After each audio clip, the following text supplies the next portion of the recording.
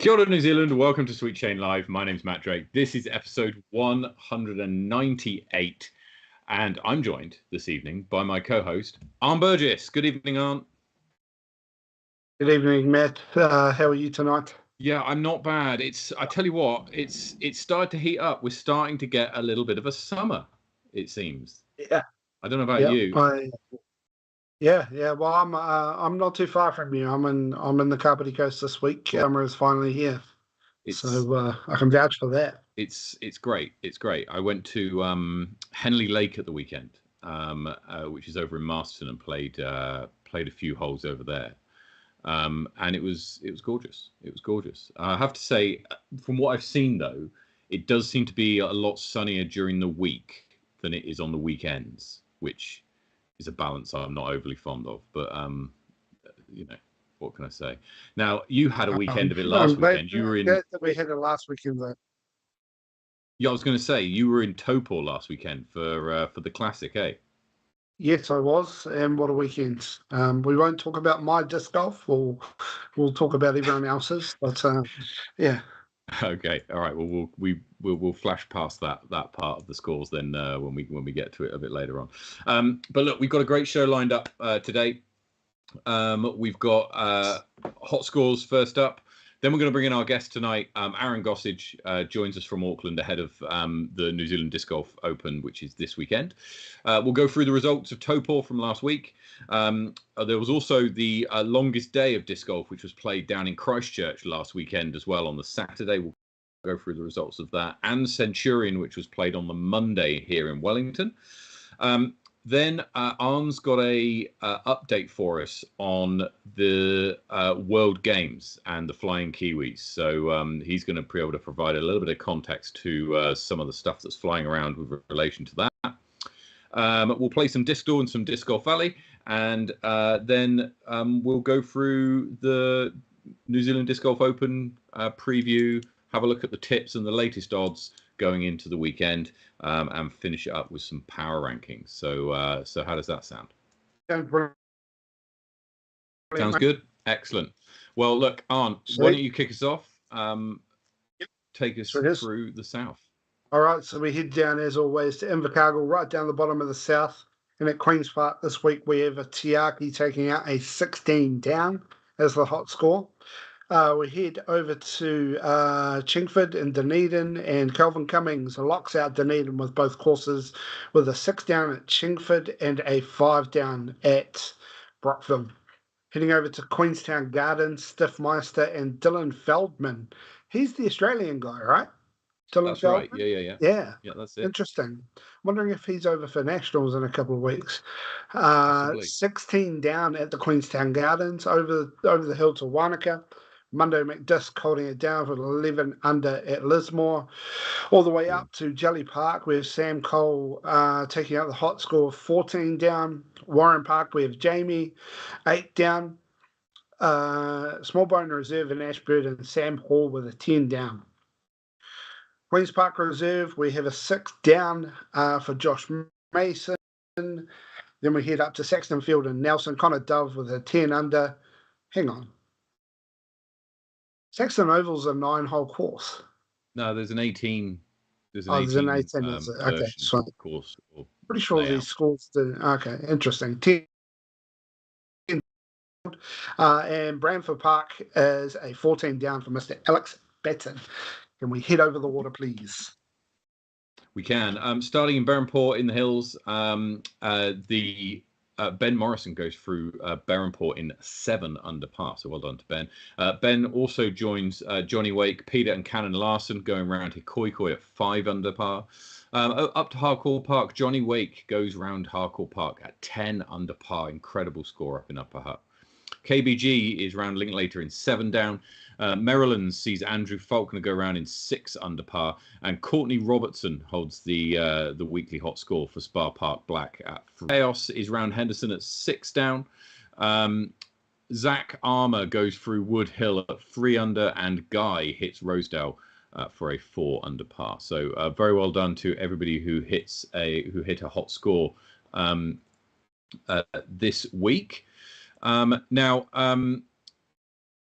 we've got our guest who's going to be joining us this evening, and so we'll bring him in now. Welcome to Aaron Gossage. Good evening, Aaron. Good evening. Hey, thanks for having me on the podcast tonight, guys. I appreciate it.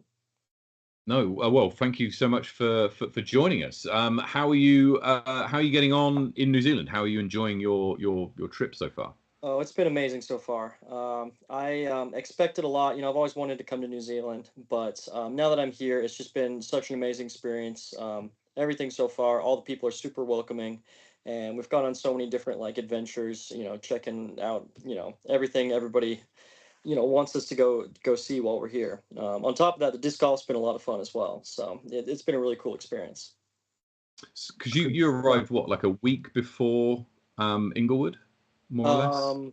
Yes, yeah, yep. About I arrived on that like Tuesday, I think is when I got in. Yeah, sweet. And Inglewood was your first event. Before we get into the New Zealand part of this leg, I wanted to ask you actually about when you were in America and you were kind of planning to come here. How did that kind of eventuate? What was it like? How did you? What were the events that led up to you getting here? For sure. So, honestly, New Zealand's been a place I've always wanted to go to. I'm a big Lord of the Rings fan.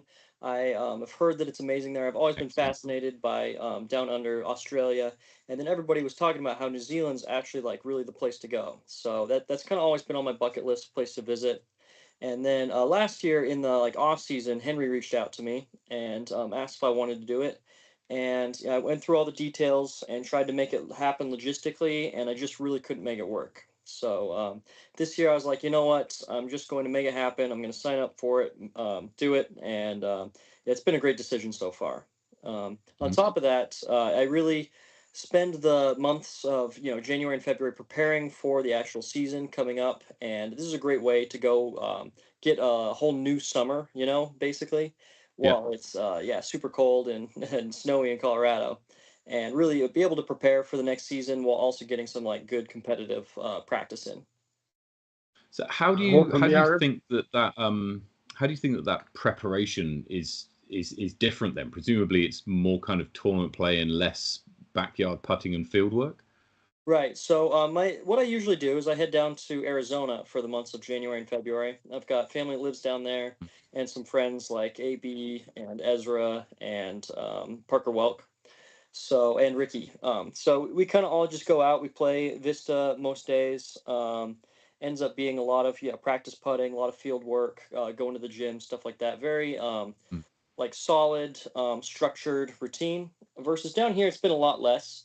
I've been trying really hard to have some discipline and do some practice putting every day and get some rounds in at the courses. But overall, it's been a lot of like just it's kind of a vacation too. Getting the chance to see the country, do all these fun things, and live in the moment. So.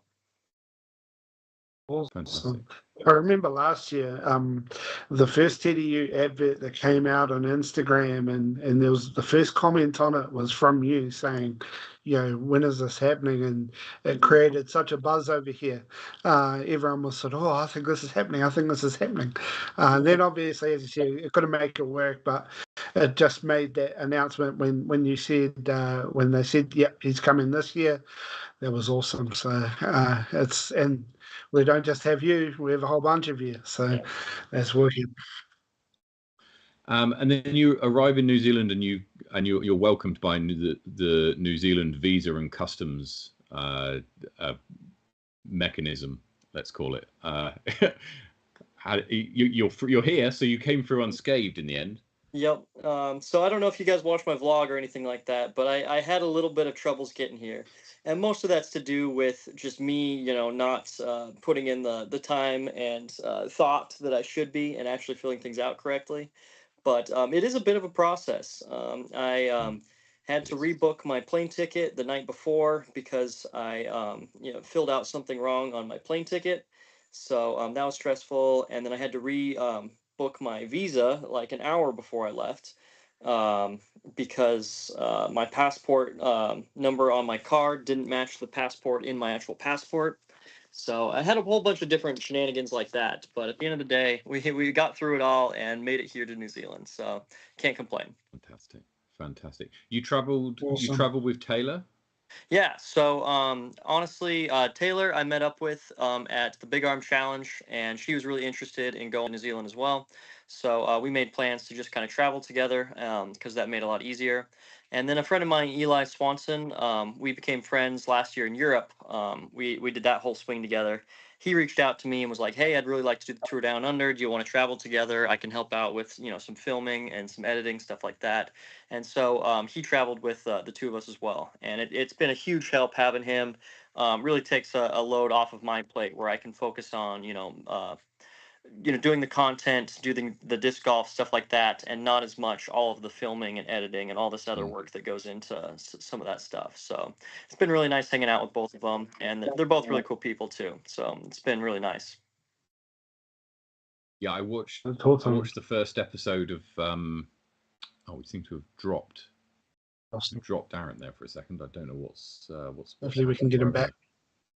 A few bandwidth issues today, but hopefully he'll be back. I think he's back. There he goes.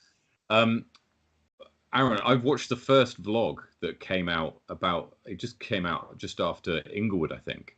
And I really enjoyed it. I really enjoyed it because it actually had very little disc golf in it. And I know that sounds weird, right? But like, I was watching it to see the experience of a disc golfer not playing disc golf. And that was what I kind of enjoyed about it the most, actually, because I can watch you playing disc golf on other coverage, right? That bit was actually the least interesting bit. The more fun for me was seeing, well, what are you getting up to?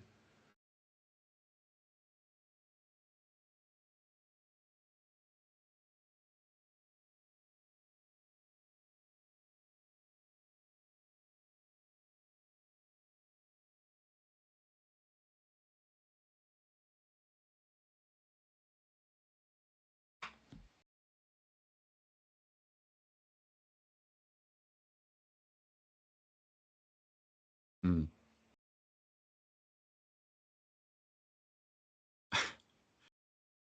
Yeah.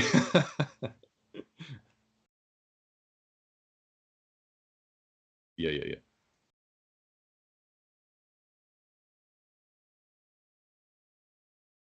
Okay. Aaron, your audio is a bit iffy. I don't know whether you've got the the something over the mic.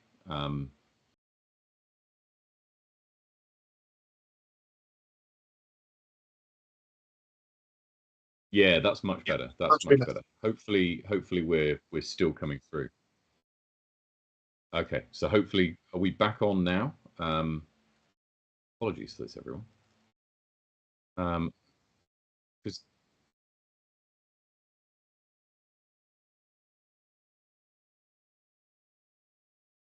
I'm gonna try. okay, so Aaron's just going to drop and come back in again, and hopefully we'll get him back in.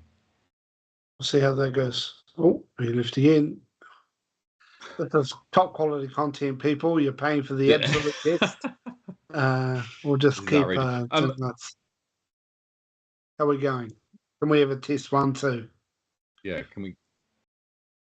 Let's just pretend that we're good to go. I think we might be frozen.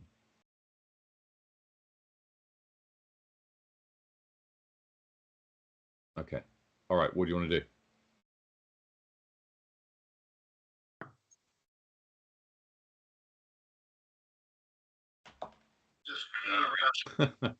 Okay. Well, look, producer Tom is. If anything else, it's just us, right? Conversation between 3 people.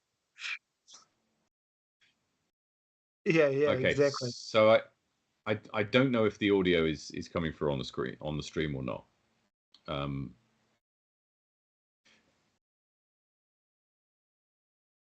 So, have you watched? Okay, so we don't have Aaron on the stream currently.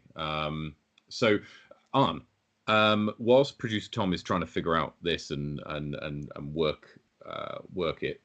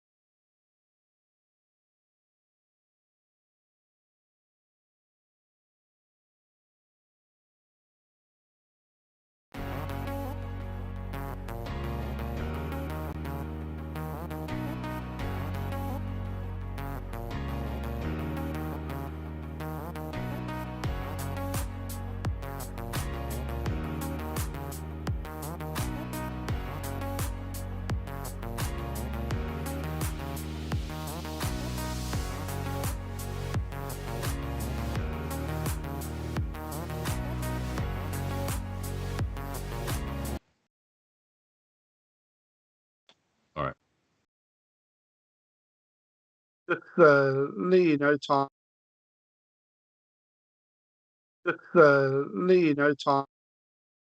Okay, I think we might back? be back. I think we are. Yes. Awesome. Tom, are you? I'd like to point out, everyone, to Morgan, that it doesn't just happen to you; it can happen to me as well. We're not perfect.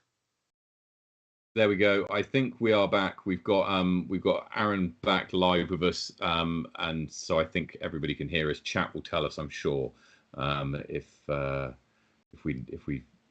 missing anyone. I just want to come back to your vlog, Aaron. You're in Auckland actually for the next few days. How long are you in Auckland for after the tournament? I'm just here until Tuesday. My flight to Queenstown leaves Tuesday, so the tournament ends on Monday, and then the next day in the morning we're headed out to Queenstown.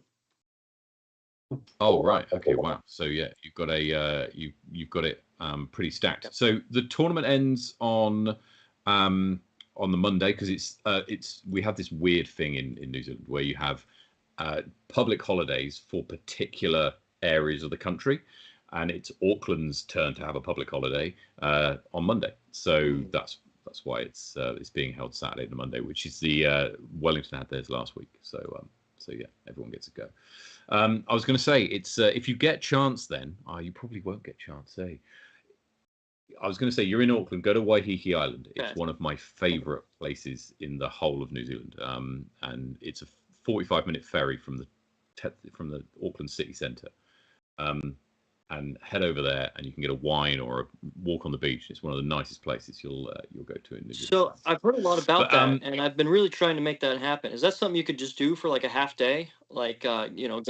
Absolutely, go for a few hours I mean, you'll have to check the ferry Okay. times because there's people who live there and then work in the CBD, right? So they do commuter ferries, Sweet. if you like. Okay. They go every hour, I think.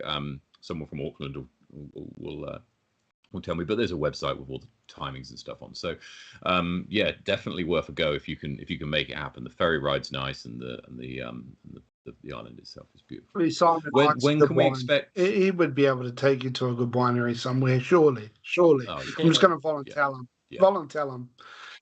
Yeah, maybe tomorrow afternoon we can make it happen. I've been really trying to make that happen. I've heard it's a great experience. So hopefully that'll come through. Plus one upvote from me if to definitely go there. When's episode 2 dropping? Great question. So I want to give a big shout out to Eli, the guy that's been helping out with the filming and the editing. He's doing all these things with us and having a great time, but also spending a lot of time like filming for it, and then he's doing all the editing. So as far as the practice rounds go, you just kind of like put it all together. It takes like 2 to 3 hours to edit the whole thing. You just have to watch all the videos, put them in the right order, clip them down, and you're good to go.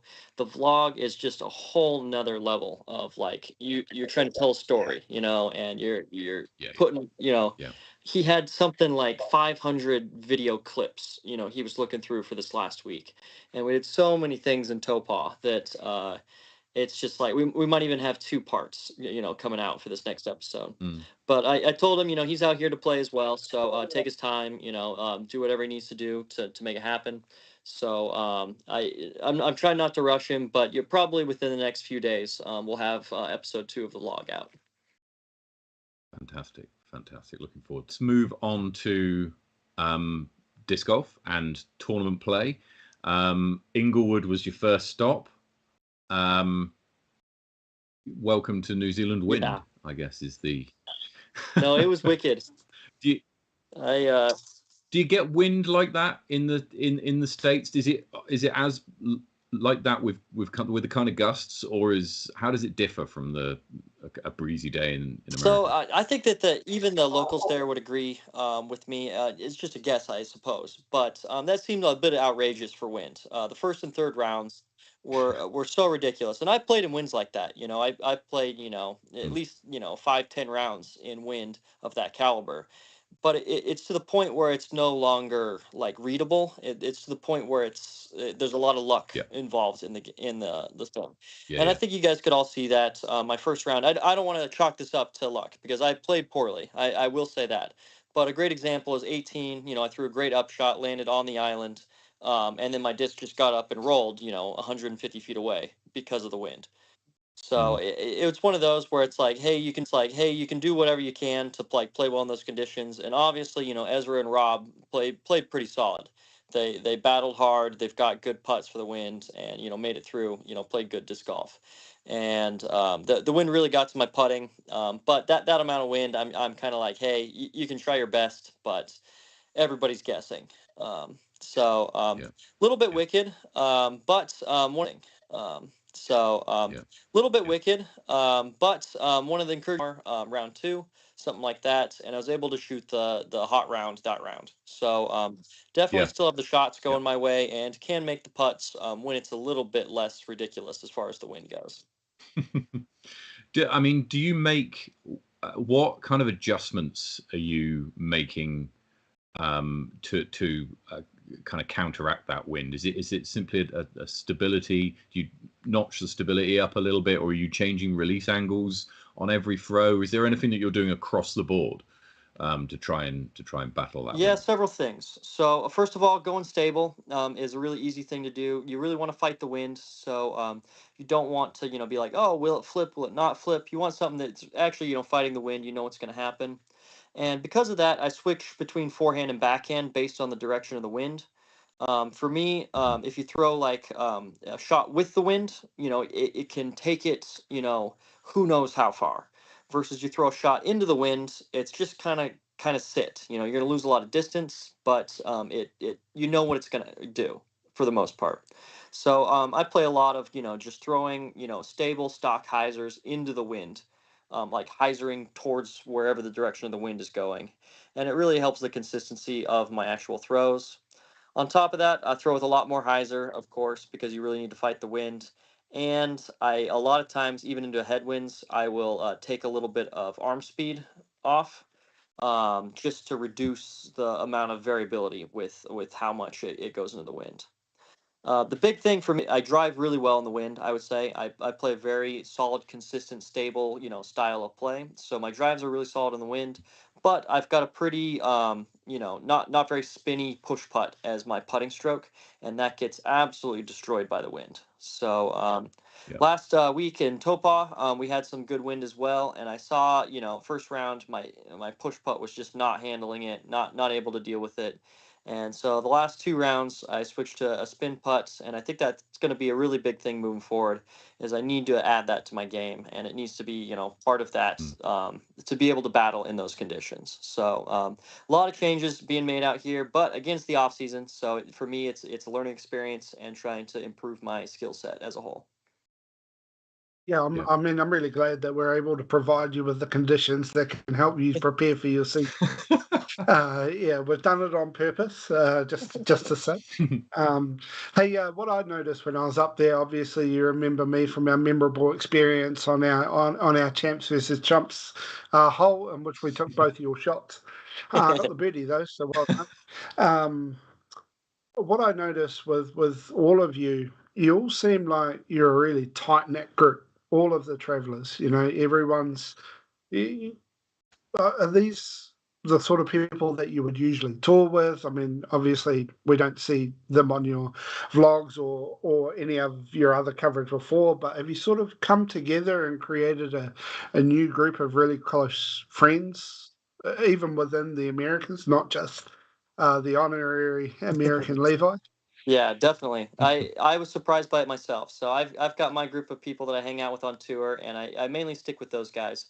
And it's been really cool coming down here and get to hanging out with new people, and we become a really tight knit group. And it's fun to talk smack on the course. It's fun to go get food together. Do all these adventures together. So it's been a really cool experience getting to like build that friendship with so many different people involved. And when we get on the course, you can just see it. We've got good camaraderie, and it's just a fun time. Yeah, yeah. No, I mean, you can see that. I think it was Braden Sides. At the start of every round, you could shout someone out. Braden Sides shouted out Ezra Robinson for missing the Mando 2 days in a row.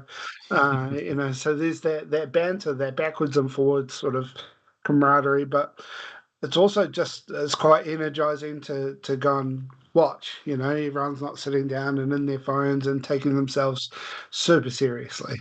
I mean, round three, you could definitely tell that the competitiveness was creeping up there, and it's time to go to work. But especially the hole in one party night and the champs versus chumps on the first before the first round, everyone was there for a good time, and it was really really clear. So it was awesome to watch.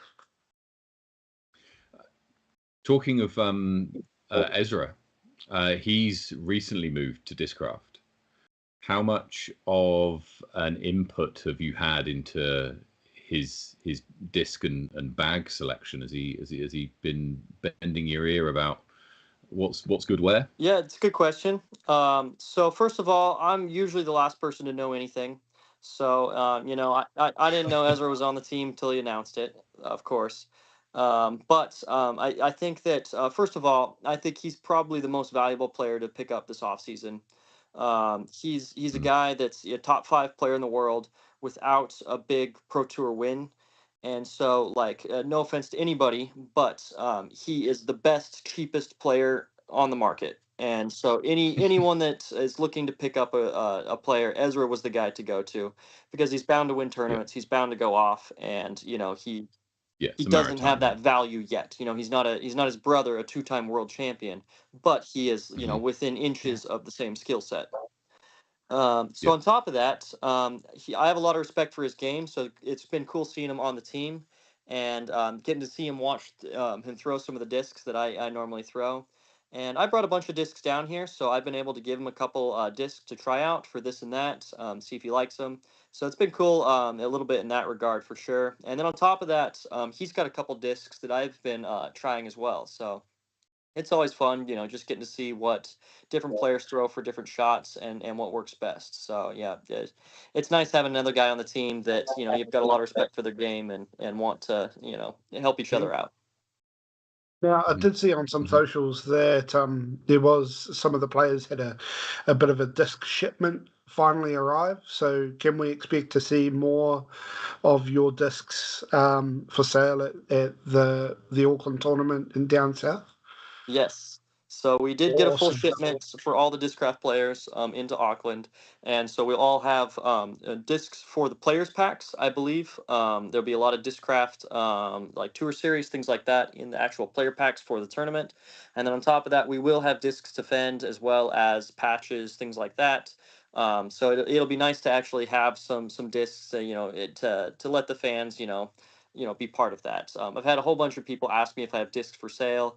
And I'm like, man, I brought down, like 20 backups, and, half of them I've already given away to these host families and things like that, because they've been so generous to let us just stay at their places and help us out with this and that. And speaking of which, there are a few people I would love to shout out, if that's okay. Definitely, Henry definitely. is Yeah, of course. Yeah, the go for first it. one. He has worked so hard to make this happen, and it is just so apparent how much work he puts in day and night to get us down to make everything happen. You know, he got everybody here. He's worked it out so that this is viable. I would have come regardless of all the things that he made happen, but he's just like provided vehicles, host families, everything. So there's no reason not to come. You know, it's like it's a no brainer. And then on top of that, we stayed with the Packer family, Jason and Abby, the first week, and they were super nice, great family. They let us use their car all week. I mean, it was just a bunch of stuff like that where everyone's like, "Yeah, we're gonna help you out as best we can." Brian and his family helped us survive Taranaki. So I mean, just everywhere we go, people are like, "We would love to help you out with this. We'd love to take you on these adventures," and it's just been such an amazing experience. Even Ken last weekend was just so nice in making everything happen, all the different activities, and I asked him for a couple different things, and immediately he responded to me and was like, "Yeah, I'll get you a basket to put on. If I can set up a fishing trip for you, everything." I mean, it's been nonstop, trying to make everything great for all the players. Yeah, I mean, Fantastic. this is what New Zealanders do pride ourselves on, right? Is um, being able to host. We love showing off our country. We love giving. We love doing things for players, for people, for anyone. So yeah, no, continue to look people up, and our disc golf community is really generous as well. So if you ever manage to find your way back here, not on a disc golf capacity, you'll receive the same sort of hospitality as well. So definitely reach out. But well done, New Zealand. Well done to everyone that's Big time, hosted big everyone, time. and still too. Yeah, I need to get on to Henry, get him to put aside a couple of those discs because I'm not going to be at either of the tournaments. So, I yeah, want to move on to the Orchard, which you're playing this weekend. Now, the Orchard is a relatively new course. It hosted an event last year, and but won't be known to a lot of people. How can you just talk us kind of through it from your viewpoint? How does it play, and how does it differ from Inglewood or Topol? And Topol, everyone's played it, but how is it differing from those two locations? Well, that's a great question. And I think if you tune in tomorrow, I might have a YouTube video coming out breaking down all the holes and how much I like it. There we go. That was unscripted. Honestly, I didn't mean to trip that one. But can you Just kidding. how does it play differently for you? Yeah, for sure. So, a couple interesting things about the orchard. It does a really good job of using the elevation. A lot of these other courses, I guess Topot, it's got a lot of good elevation as well. Yeah, But does, yeah. it's an extra aspect you can add to a course that really increases the skill level and value of a course. It's got these vibes a lot like I see in Colorado a lot of times because there's so many of these small trees that you can throw over the top of, but creates really good barriers down low. It's a lot like the juniper trees that we have in Colorado at a bunch of different tournaments. So I think you'll see a lot of players throwing over the top, throwing big spike hyzers, throwing grenades, things like that. Just kind of like placement shots that don't really deal with the trees as much. So that's been an interesting vibe. One of the comments I made during my practice round today is I think it's hole 1, 2, 3, 4, 5. It's kind of like a dead straight 300-foot shot down one of the rows of the trees. And I expected at an orchard to just see lots of shots like that. It's a very common shot at an orchard because you have so many rows of trees, and it's very common. And it's honestly about the only throw like that. So the rest of the course, plays down these rows here and there, but they do it differently. It's not all the same like straight shot the whole time. So the big thing about the course is it has a lot of variety. There's been a lot of thought put into it, and even a bunch of the open holes that don't have too much going on. They've done a good job to add in hazards, add in different things that make the holes interesting as well. So overall, I think it's a really solid course. I think it's not quite at like a Pro Tour level standard. There would need to be some difficulty, some tighter OBs, maybe some extra length. more gaps, shot shaping, things like that to increase that difficulty. But I think it's a really good stepping stone and overall a really fun, solid course to play. Excellent. And then you've got Christchurch in 2 weeks' time, which is going to be someone else altogether. Now, Arne, you know Christchurch very well. Producer Tom lives in Christchurch, so also knows it very well. And you've got 2 courses down there. Bottle Lake, which is the in the forest and is a very wooded course. There's really only a couple of sort of open shots. And then you've got, and it was, you may have even have seen the coverage from last year. And then you've got Brooker Ave, which is, it's in a nice way, it's horrendous. If it's windy, it's real tough in the wind, and it always gets windy there, especially in the afternoon. So I'm going to impart every single bit of my 850 racing points, and do a wee bit of course analysis on Brooker. Now, everyone thinks it's an open bomber course. I don't think it is. I think for the pros, placement is everything. There's a lot of Taito B, there's a lot of change this way, change that way, so they can cut off a lot of distance by just going straight across. I think, some stable mids will come to play at Brooker, but it is the prevailing wind blows across the course. So it's very difficult. It's not often you're throwing into a headwind, it's always going across the course. Yeah. So there's all of my 150 ratings points of STs at work just there. Bottle Lake wouldn't have a clue what to do there. They should take trees out of disc golf. So I wanted to point out real quick. So- you said that it's not a bomber course; it's more of a placement course. And one of the things I just want to point out quickly is a lot of times they're the same thing. And it's not that you'll see people bombing it far. It's not like they'll be going for anything more than that. It's that when you're a bomber, you can throw incredibly stable plastic and you can just hit those fairways so much easier, especially in so much wind, that it really does become a bomber course in that sense. And players that don't throw quite as far have to throw these same flip up distance lines to get to the same spots. And I don't know anything about these courses, but a lot of times that like placement golf really adheres to that bomber play style. So it can be kind of the same thing in a sense. Well, we're going to look. I think you'll really enjoy it. Brooker Ave is in an don't know if you know this, but in 2012 there was a big earthquake that hit Christchurch, and so where Brooker Ave is used to be a complete neighborhood of houses, and all the houses have been knocked down, but all the old streets still exist, but there's no houses there. All the fruit trees that used to be in their backyard, all the bushes and whatnot, they're still all there, but so it's quite. I know it's a little bit eerie because you can see what the course once was. A lot of the OB is the old streets, old roads that used to exist as people's sort of how they got to and from the neighborhood. So I think it's really unique. It's one of my favorite courses. So yeah, sorry, Matt. No, it's a great course there, and there is coverage out there from a few years ago when Drew Gibson was here. I don't know if the layout's similar, but you'll get a vibe for the idea if you search it up. Flexline Media had the coverage on there, so yeah, look them up. So right, you've got so far then where you finished in Inglewood. I'm just pulling up some of the kind of details of your round so far. Hey, I'm with Arne here. We can leave the disc golf aside. We don't need to talk about that part of it.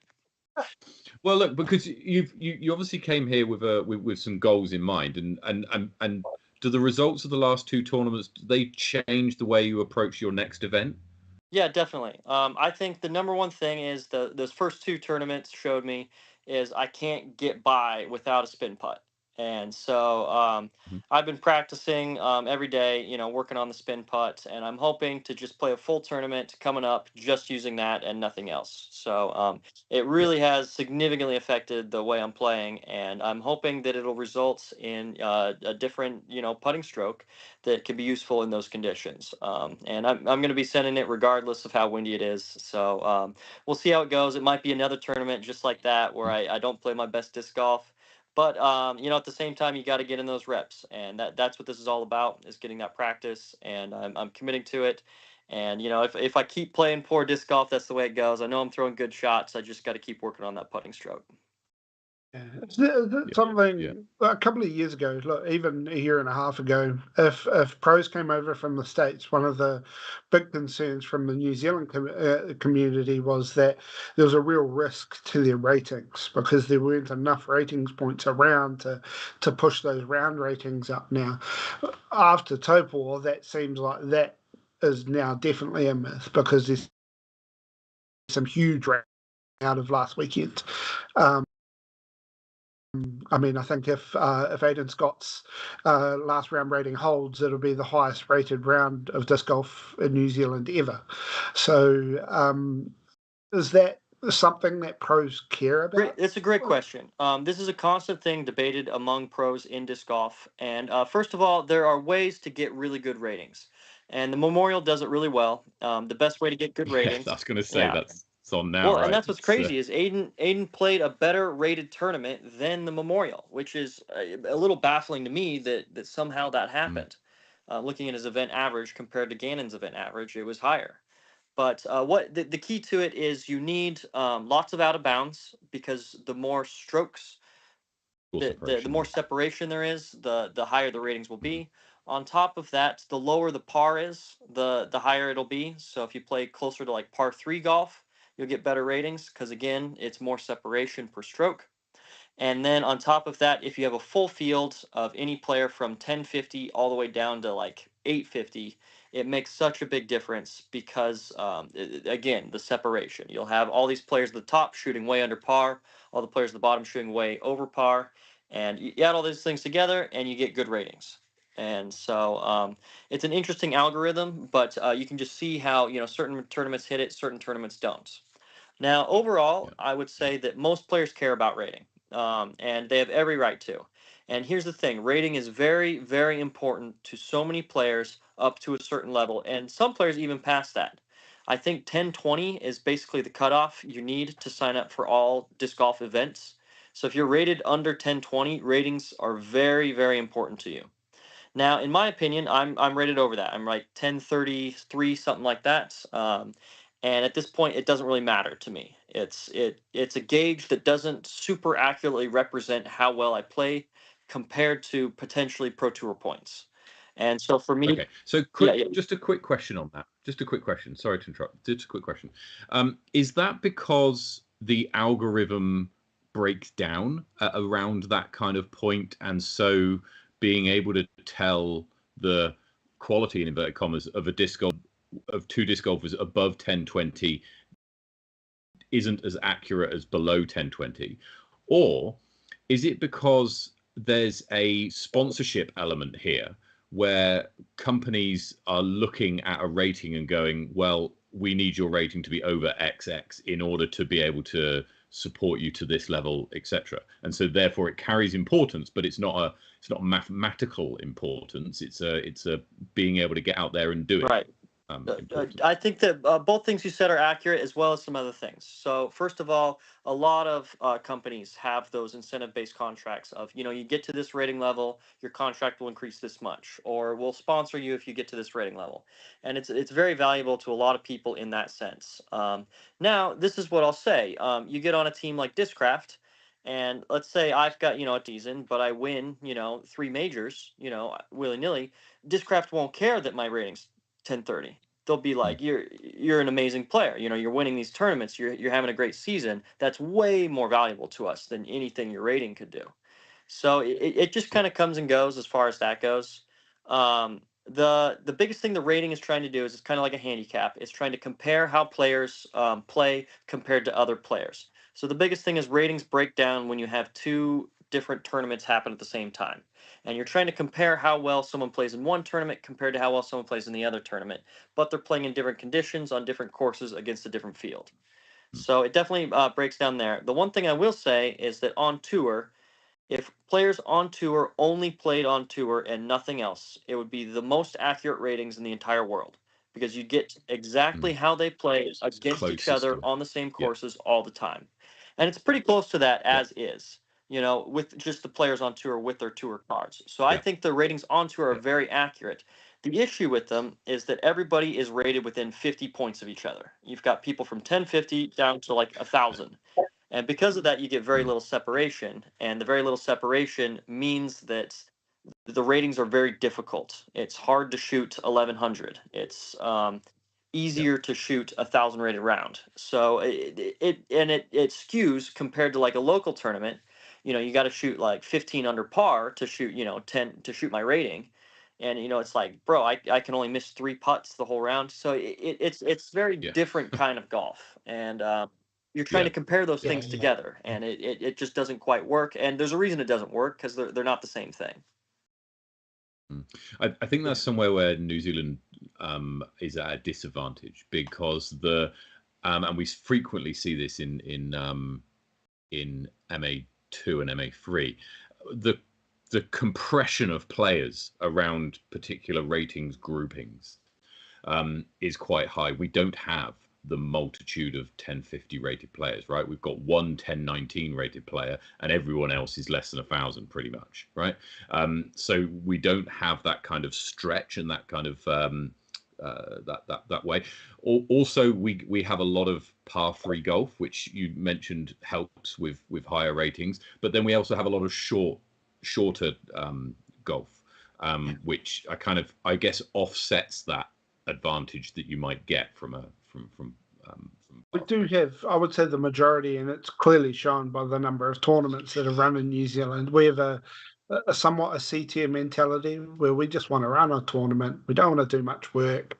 Play it as an existing course, get out with the mates and have a go. Leagues are very big here, and Ben Wheellake will tell you how much a league can destroy your rating. He lost 50 ratings points after playing his only PDGA event for the last 6 months. Was a league, and he lost 50 ratings points. So, yeah, I mean, it is what it is, but it's really interesting to know. But I think a point that I will make is, something like the TDU, as Steve pointed out last week, there were 12,000 rated plus players in the field, and that more than quadrupled the highest number of 1,000 rated players that we've ever had in a single tournament in New Zealand before. And so having that, and then having a club that is insistent on working really hard on their course and putting in the OB that I went over way too many times, and that helps push it up. A whole 4 at Topol was one of those, where just about everyone in the entire field, both layouts, on a good shot could probably make it over there, and so tempted you into going for it, and lo and behold, straight into OB, especially with the dry ground, with the skipping and whatnot. But yeah, no, So, awesome. But by that kind of reckoning, then when we get to nationals and there'll be 140 people playing the pro layout, and the highest rated players are going to be at that 1040, 1030 range. The lowest rated players playing that layout are going to be, well, I'm 870, and I'm 877, and I'm playing it in MA40, right? So there's a huge gap there, nearly 200 ratings points difference. There are people rated lower than me who are in the same division, and so that would suggest to you, based on what you just said, that perhaps if someone can go real hot, then we could see some quite special ratings. Yeah, definitely. The one thing I want to throw in your stipulation there is you've got one, I think, wooded track, and you've got one kind of open OB, heavy track. If you go really low on the wooded track, or just the wooded track in general, it's not going to have huge high ratings, is my guess. There's not enough separation. If you throw a bad shot, you're probably going to bogey. You're not going to double. You're not going to triple. You're not going to do anything like that. Yeah. So in that case, a lot of times the players that are a little bit lower rated can reach most of the holes on the wooded track as well. So it kind of it'll tone things down to a very modest like middle ground, where I think that the wooded track, you'll kind of see lots of players shoot very close together as far as the rating points go. Now, when you get on the OB, Fantastic. like the super open, lots of OB course, I think you're Brad, yeah. 100% correct. You're going to see some hugely high rated rounds, and you're going to see some very low rated rounds.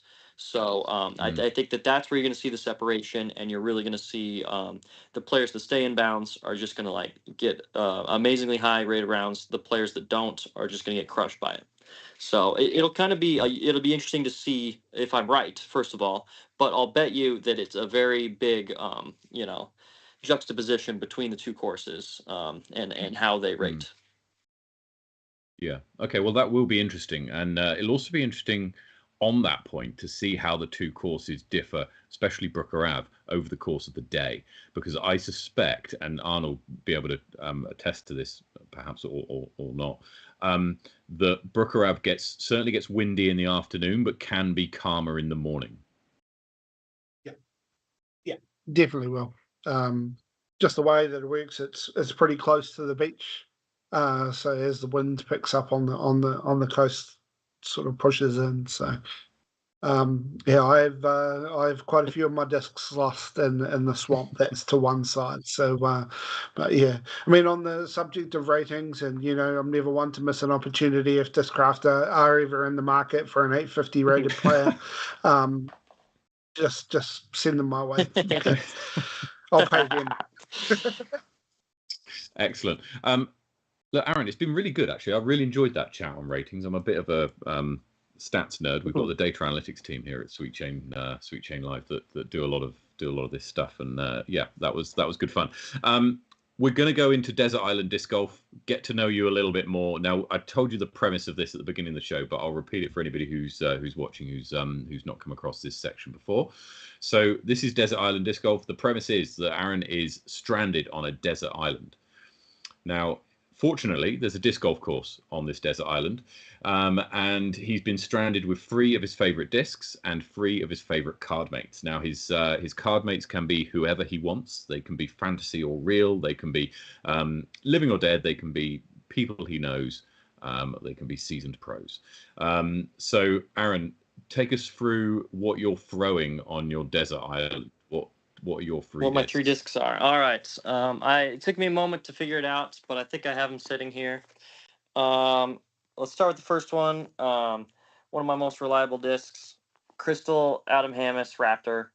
This guy is the staple in the bag. It is my Wind disc. It is my Flex disc. It is my Spikeiser disc.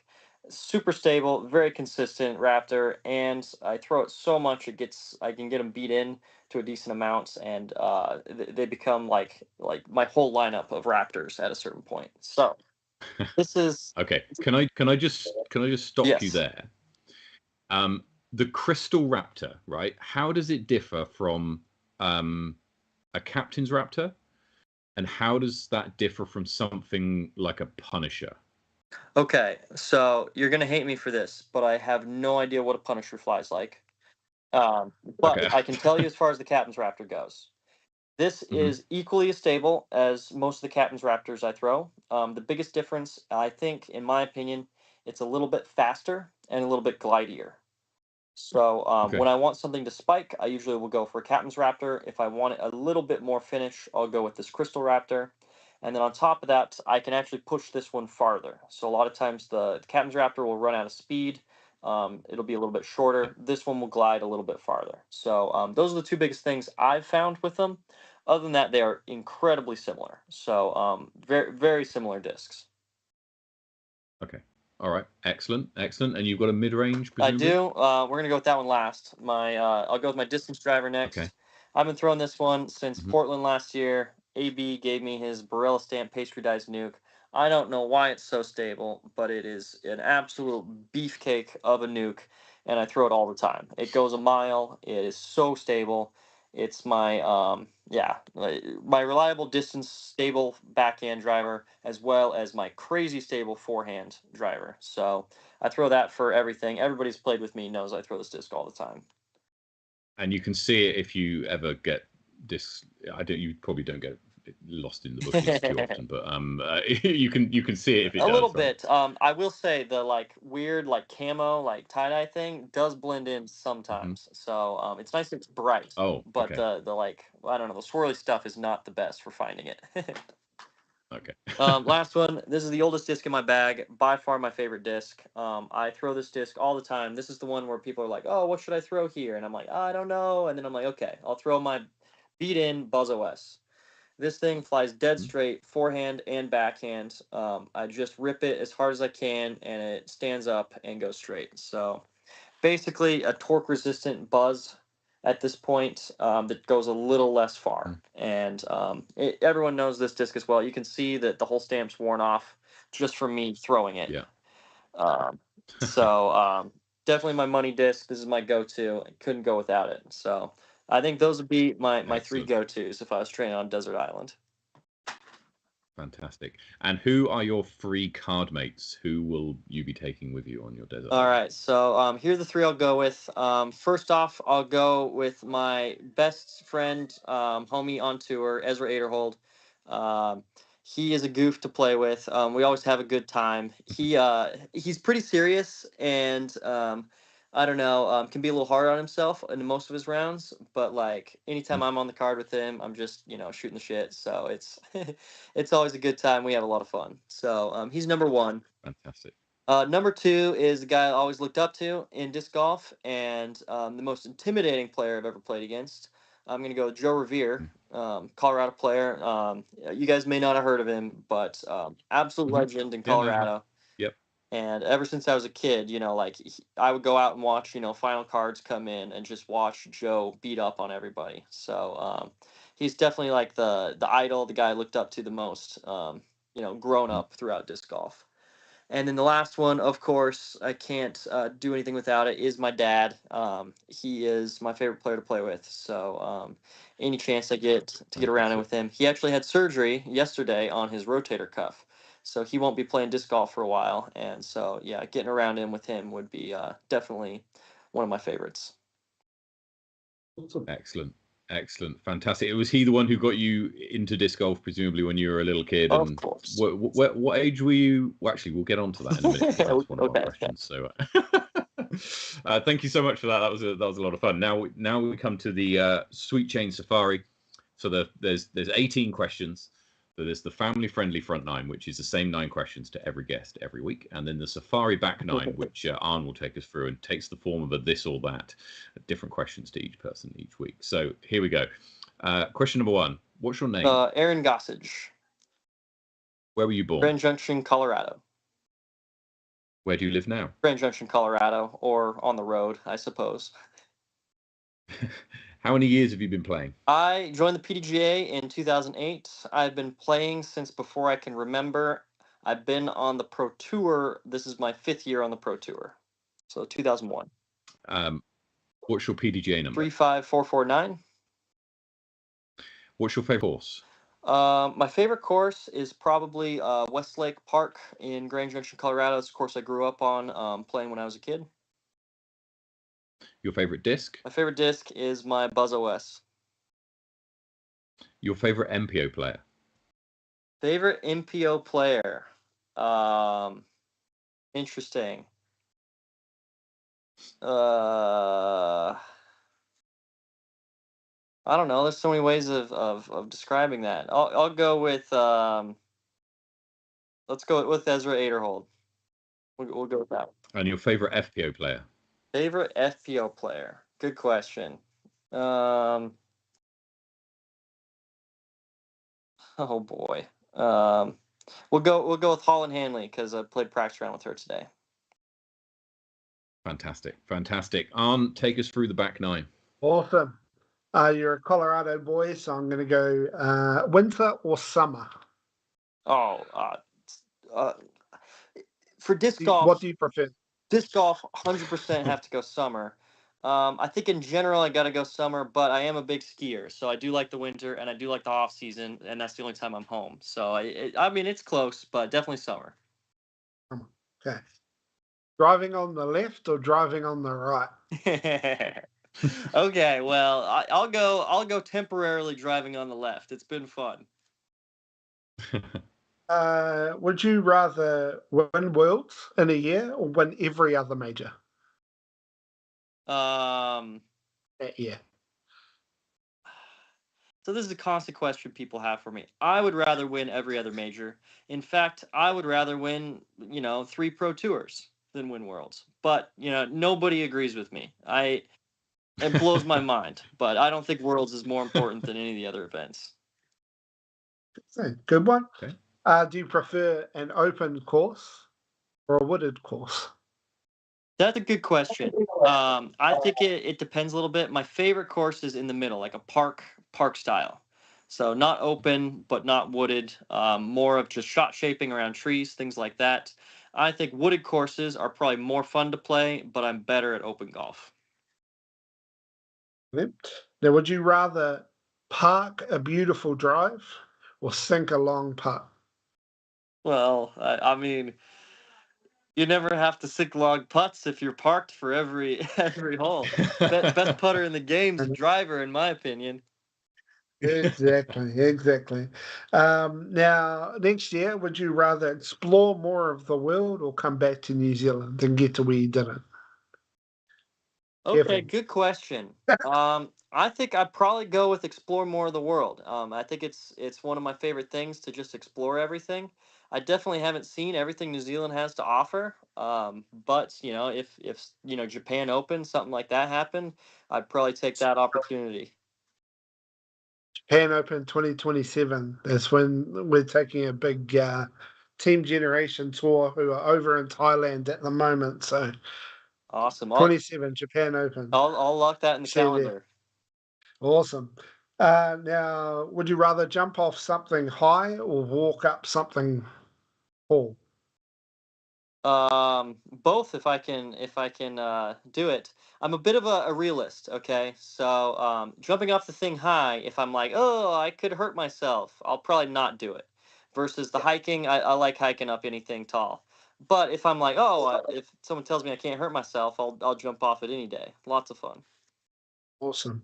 Now, this is a lowly podcast from down in New Zealand. There'll be no one back in the States that watches this. But now that they are officially both on, I suppose, your team, who's the GOAT, Climo or Macbeth? Oh, um,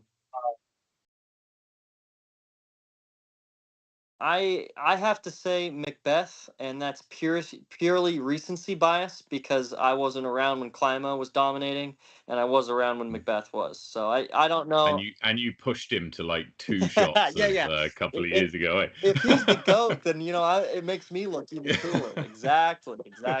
Exactly. Cool. All right. And then the last one, whole 18. Are you running it or are you going to lay it up and back yourself in a playoff? All right, one more time. Sorry, you cut out for just a second. All good. Are you running it for the win or are you going to lay up and back yourself off? The other guys putted out. um. All right, I think statistically speaking, I probably should just lay it up, go to the playoff. I think that's probably my best bet. But I'm stepping up to that putt and running it for sure. I can't bring myself to lay something like that up. Everyone says running it. That's everyone. I'd like to think that I would be smart enough to, but no chance. I'm sure I'm running it. Yeah, fantastic. Oh, that's our sweet chain 18. That's a good one. I like those questions. Aaron, thank you so much for joining us for the show tonight. It's been an absolute pleasure talking to you. Really interesting chat. And I'll see you in Christchurch in a couple of weeks' time. I'm coming down for that. So yeah, we'll have another chat then. Very best of luck at the New Zealand Disc Golf Open this weekend. We'll be following all of the scores and checking out the coverage. Hopefully, you get to make league card and we get to see you play. Hopefully, that'd be cool on the coverage. So, yeah, very best of luck, and yeah, we'll see you around. Awesome. Yeah, thank you so much for having me on the podcast. Looking forward to meeting you in Christchurch. Real quick, the last person I forgot to shout out is Simon Feasy for just letting us stay at his place here and for the great courses he has both on the property and the orchard. So the man I know just makes disc golf happen down in New Zealand. So thank you to that guy. And once again, thanks for having me on the podcast. I always love doing stuff like this. Very well. So thank you for reaching out to me. You're very welcome. Have a good day tomorrow, and best of luck at the weekend. Thank you, guys. Take care. Cheers. Okay. Right. Arn, that was a great chat. I mean, the guy knows his disc golf, eh? Like that was. I just love the enthusiasm and what he talks back. You know, it's everything's a calculated answer. And to be honest, even in person, even during Champs vs Chumps, where everyone's having a sort of like a bit of a, you know, a jolly old mosey around, he's actually, you know, he's explaining what he's trying to do. He's engaging with the person that he's playing with and breaking down every shot. And he's super serious about it. So that's awesome. Yeah. Look, so we had a couple of results from that were for tournaments which happened last weekend. So we're just going to quickly go through those results. If you missed it, I don't know if you've been under a rock or something, but maybe you have, and you didn't catch the results. I'm hoping that producer Tom can put these up on screen. We were having some technical difficulties earlier on, and that may or may not be possible. But fingers crossed. Wishes every luck, and hopefully we can get these to appear. So we'll go to Topor Classic first.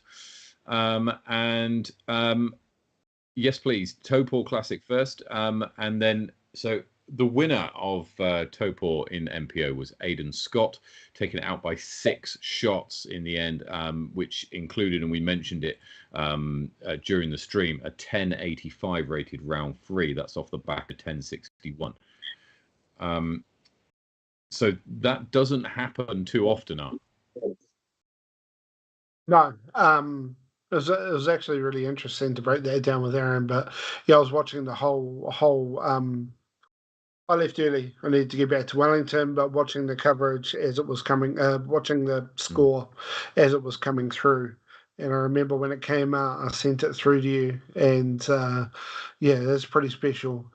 Is Aidan Scott a relation of Evan Scott, who's doing quite well on the Pro Tour? I couldn't tell you. I don't know. You know? No, I don't. Okay. Anyway, I don't know that.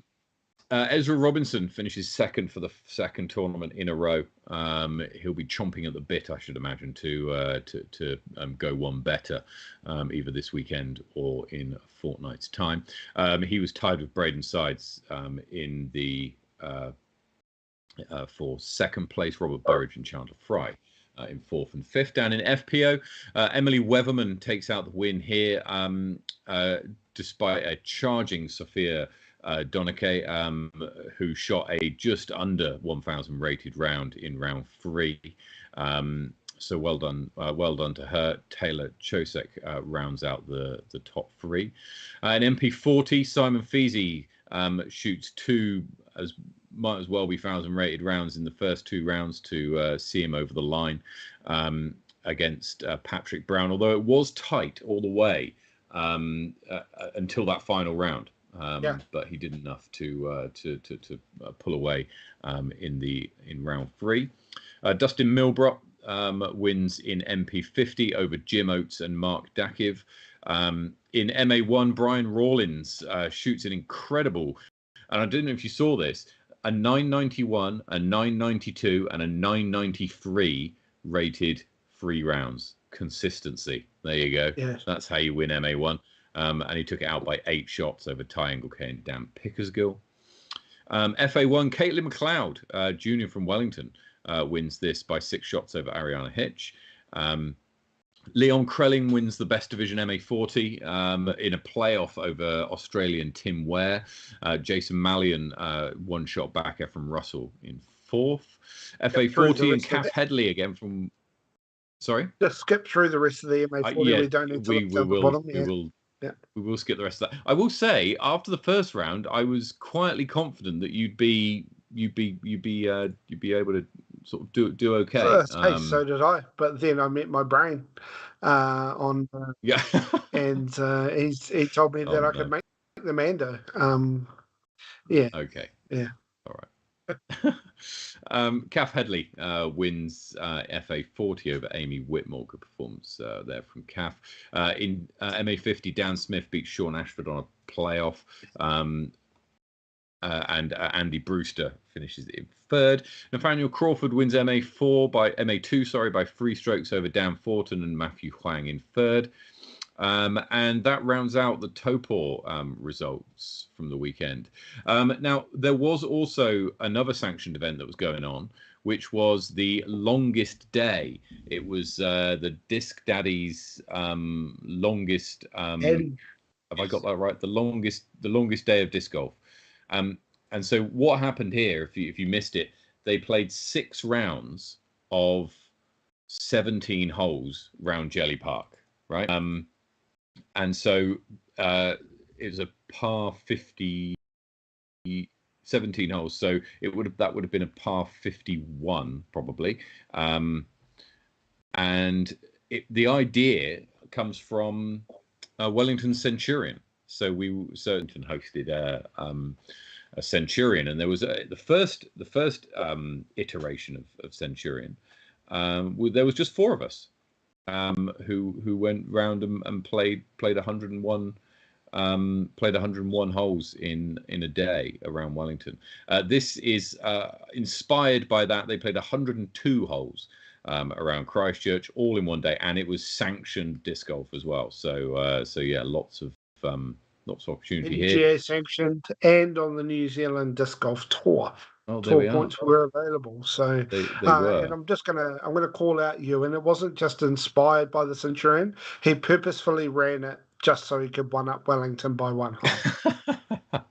Well, that's very kind. But I like to think that we gave him a springboard.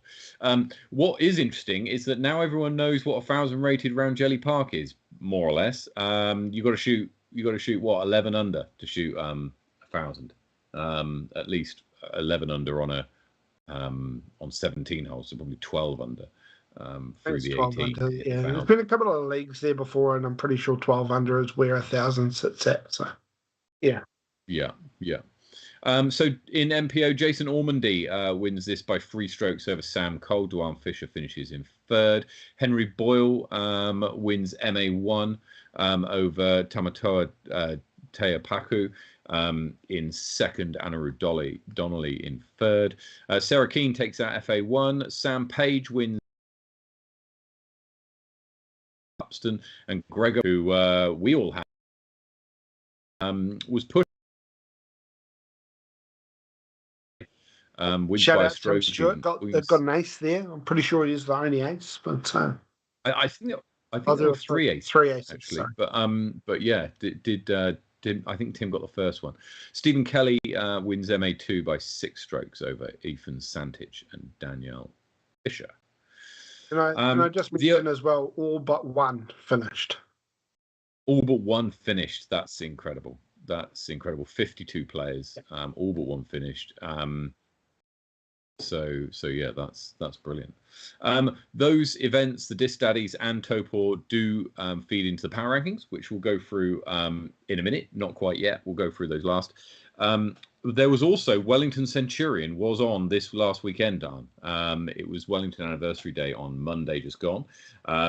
Johnny Wake took it out, both in terms of number of birdies and overall score. I think he shot something like 46 under or something, and only got like 1 or 2 bogeys the whole day, which that's after a tournament as well. That's and he's just played Topor like the week. See, he's driven back on the afternoon of Topor, and he would have been one of the last cards finishing because he finished 8th or something. So he would have been one of the last cards finishing in Topor. Drives back to Wellington to play 100 holes the following day, having just played in a real intense competitive battle. He was on the same card as Ben Morrison, who competed in Topor as well. So shout out to those two. I went for a run on Monday and saw them as they were playing in along Wainui course. They got to Wainui by about midday. and yeah, it looked a little bit fatigued, but they did a fantastic job of Obviously not getting that much. No, clearly not. I mean, that's just incredible, and to think that Wainui out of that lot was not giving up many birdies. So so I heard it's a tough. Or even though they put in some baskets and they've done something with the tee pads down Wainui, which is fantastic. So if you're in the area, get down there. Definitely. Right now, I think we're having a bit of trouble with getting things like Disc Golf Valley and Disc Duel sorted, so we'll probably have to skip those for this week. But something we did want to get to, which happened earlier this week, there was some conversation on social media channels regarding the entry of the New Zealand team, Flying Kiwis, into the World Games. Arne, you know the background here and everything that happened. Do you want to just talk through? Well, I'll hand it over to you. Yeah, sure. Yeah, hopefully we've prepared a little bit of a statement, but look. So basically, some background around this is because the Flying Kiwi, I'm going to call them Kiwis because Kiwis is not a word. We'll get to that in another date. The plural of Kiwi is Kiwi, not Kiwis. Okay. Put that to one side. You wouldn't say sheeps, would you? So anyway, Move on. Because they did so well, they earned a spot in the World Games, which is in Chengdu in China in August. Now, this is the first time that disc golf has been at the World Games since 2001. So it's pretty special. They did super well. Now, WFDF, World Flying Disc Federation, came to us after that tournament and said, "Hey, you've got a qualification spot. You need to select a team. You need an MPO and an FPO, so on and so forth." So we created our selection process. We sent out the invitation to the highest rated MPO, which was Levi, highest rated FPO, which was Laura Kaistrup. Saying, hey, expressions of interest. We didn't hear from them. You know, they've just come back from an Aussie trip and whatnot, but we didn't hear from them before the 18th. So just to confirm, this is an individual competition. It's not a team competition. Is that right? It's doubles. The format that they're playing is doubles. Mixed doubles. So MPO, FPO. So anyway, it was getting to the point where we had to have an answer to WFDF by the 1st of January originally. And we hadn't heard. People get busy. I think Levi had exams as well. So we sent out the email on the 18th of December to the entire membership base, which is 850 emails now. And we sort of said, look, we've got this opportunity. Please put in an expression of interest. However, if anyone from the Flying Kiwi want to go, they get precedence over everyone else. Now, to sum it up, we got some interest and a very good interest from the FPO side. MPO was still great players, far better than I am, but not what you would call someone that is going to go and represent us. So we asked for an extension to WFDF. They gave us an extension till the 20th. Obviously, Christmas time and New Year's is a really busy time for all of our membership. It's also a really busy time for the board as well, and we are volunteers. And so it did fall away for a couple of weeks. At the end of last week, before last, the deadline was approaching, so we had to have a vote of whether we were going to confirm this spot. Now, this was a vote that was at a stalemate. We couldn't get a decision. It was 2-4, 2 against, then it was 3-1, then it was 2-2, then it was all over the show. Our concerns as a board was that we didn't have enough people or interest that we're going to be able to raise the almost $3,000 to fly. We didn't have enough expression of interest. The entry fee that we had to pay immediately was 900 New Zealand dollars, 500 US. And the concern in some of the board conversations was, is this essentially just us wasting $900? Because we're not going to fund 2 people to fly to China to represent New Zealand. Many other minority sports, probably 90% of sport in New Zealand is self-funded for these things. We would be happy, obviously, to pay the entry fee, but we needed someone that wanted to commit to fundraising the flights. And we didn't feel like we had it. So in the end, we ended up making the decision to decline the invitation. However,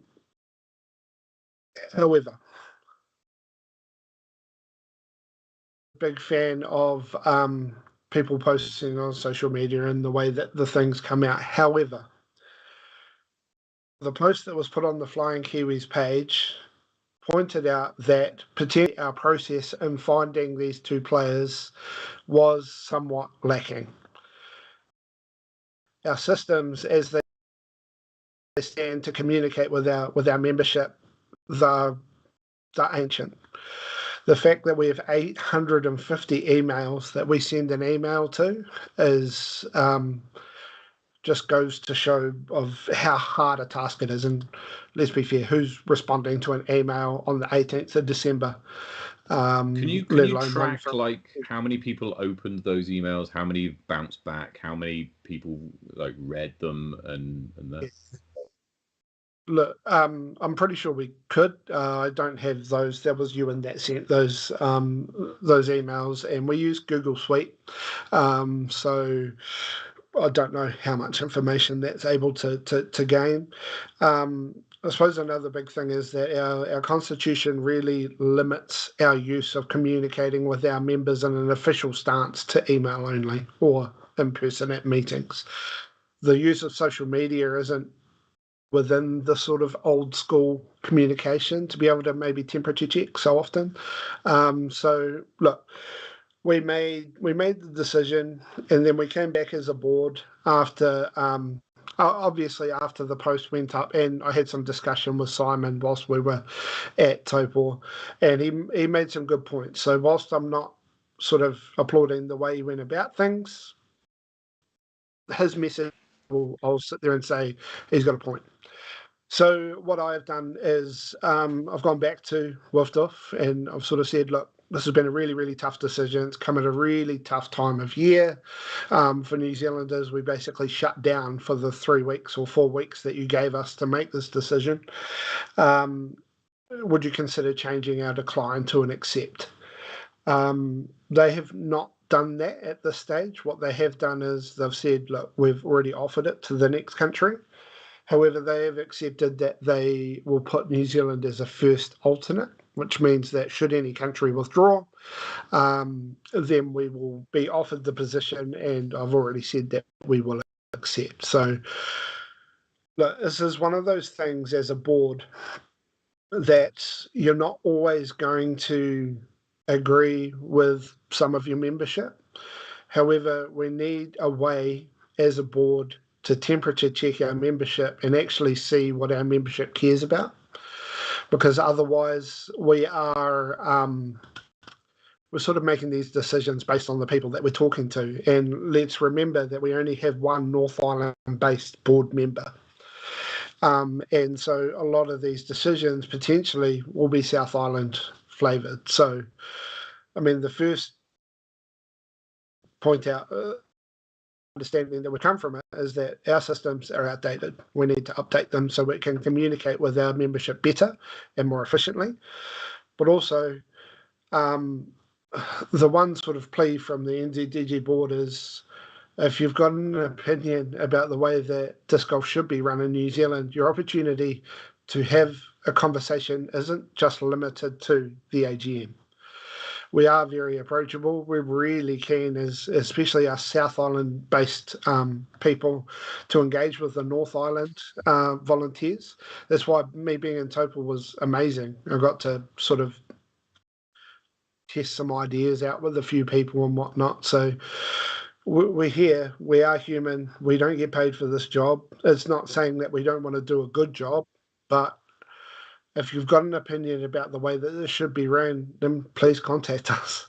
And to his credit, the entire time Simon did make his opinion very clear.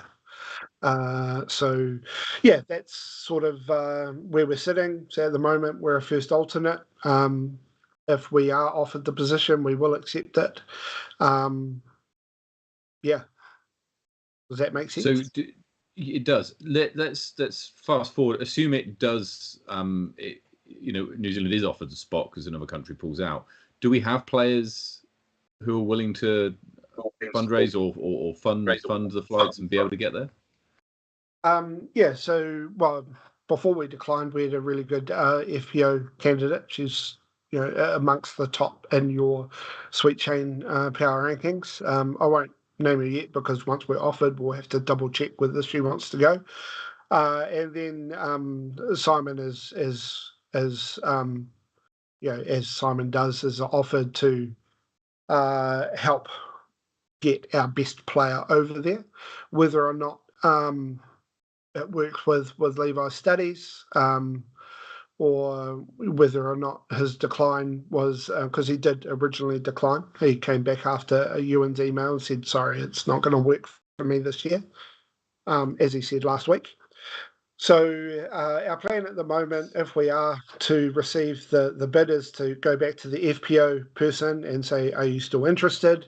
And then to go to, obviously, Levi being our highest rated MPO player and saying, hey, if Simon can help you out with fundraising, can we get you there? Probably start looking at around that top tier player to sit there and see who is willing to go. I mean, looking at the Flying Kiwis, obviously Ethan's in there. Johnny Wake's going to Am World, so probably doesn't fit in with his travel plans. Ethan's obviously not playing as much disc golf anymore, but Simon is, by putting his hand up and sitting there and saying, look, I don't think he said he'll outright pay for them, but he has said, I've got ideas of how we can fundraise. So if we do get that spot, we will be coming back to the disc golf public and the membership to say, hey, if you want, we've heard you want to have a country that we can support at the World Games. Now it's up to you to help us fundraise to get them there. Okay. All right. Okay. Well, look, chat. If you've got any questions for Arne on this subject, then please pop them in the chat, and we might come back to this if there are any questions on it, Arne, when we're just going through the next couple of bits. But no, thank you for that. And you say you got a post coming out? Yeah. So hopefully, we'll get that post out on. We're just got to check whether we're allowed to do it on socials. We're pretty limited in how we can post things, but hopefully it'll come out on socials because that seems to be the way that people are engaging us more. Okay. Excellent. Right, now let's have a look at this weekend. We've got the New Zealand National Disc Golf.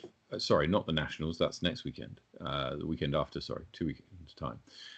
We've got before then the New Zealand Disc Golf Open taking place in Christchurch. It all tees off on Saturday and runs from Saturday to Monday. And we've got Ezra Robinson, Aaron Gossage, Robert Burridge, Kevin Jones, Luke Humphreys, and everyone else in who's going to be playing.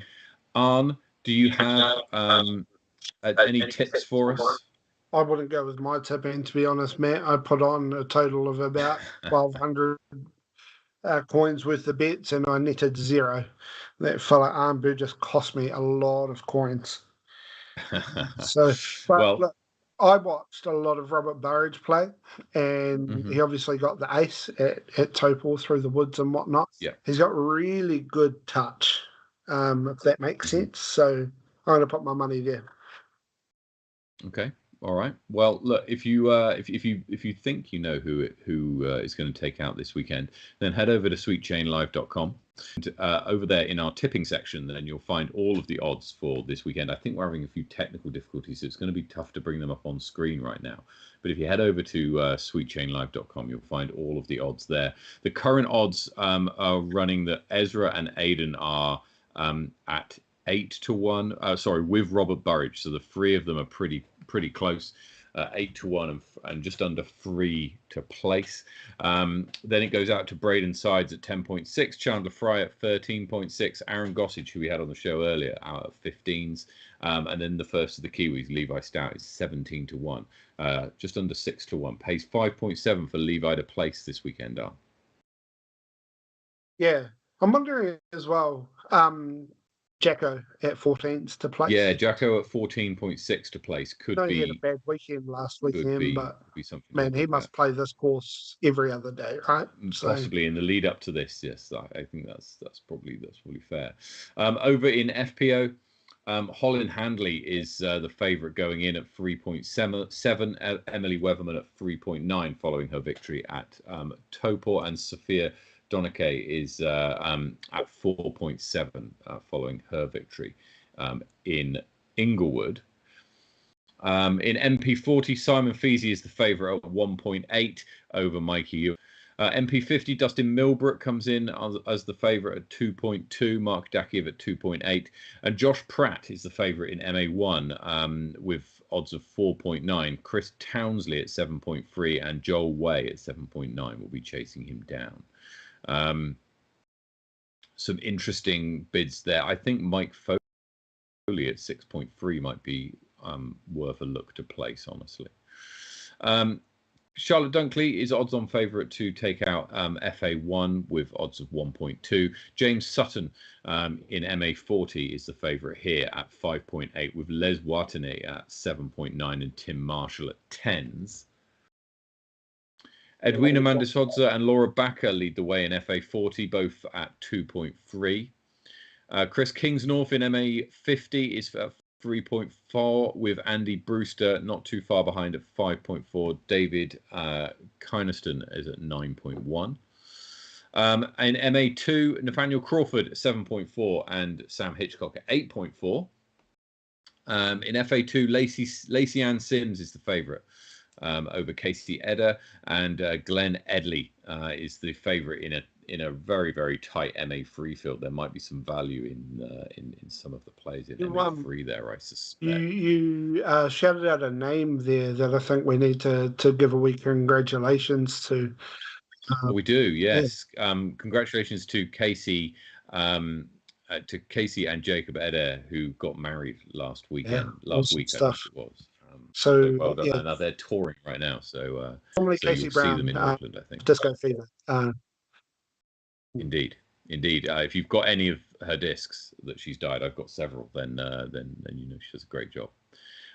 Carter Gojak is the favourite in MJ18. And finally, let's have a quick look at the power rankings, which I think we can bring up on the screen. I think producer Tom was telling us that we can get those on. He's going to confirm to me, I'm sure.